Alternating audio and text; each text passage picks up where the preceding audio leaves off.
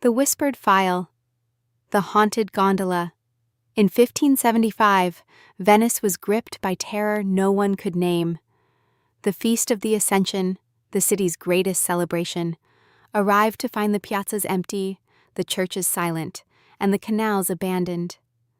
Strangers who'd dreamed of Venice's splendor found instead a city locked behind closed doors, where priests' voices couldn't calm the panic and prophets howled in the streets that Judgment Day had come.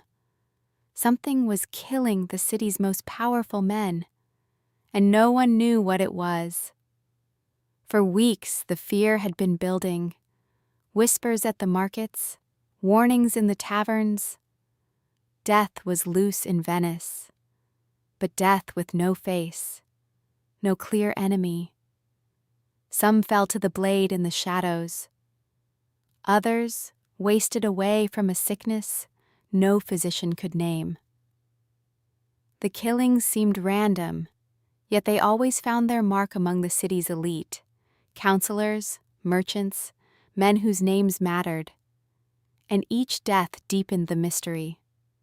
The official story blamed hired assassins, bravos they called them, killers for hire who stalked the gondolas at night. But the pattern didn't fit. The murders were too precise, too widespread, too perfectly timed. How could one conspiracy reach so deep into Venice's ruling class? Some whispered of plague, of a supernatural curse sent to punish the city for its sins. Others spoke of a single phantom gondolier who appeared only after dark, poling his black boat through the canals, choosing victims the way death itself might choose them. The city's magistrates issued orders. No one traveled alone after sunset. Gondolas moved in groups. Armed guards lined the waterways. Yet the deaths continued. The panic only grew. In the great square where crowds once gathered for festivals, there was only silence and fear. The bells stayed silent. The processions never came. Here's where the records grow strange. The official documents list the victims, list the suspects arrested, list the bravos executed.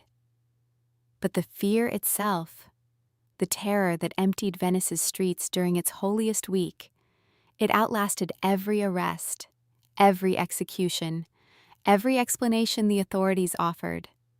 The killings eventually stopped. The city slowly reopened. But Venice never quite forgot what had hunted it in those weeks. So here's what I want to know. Was it really a conspiracy of hired killers? A plague misidentified as murder? Or was there something else moving through those dark canals? Something Venice's rulers never fully understood and never fully admitted?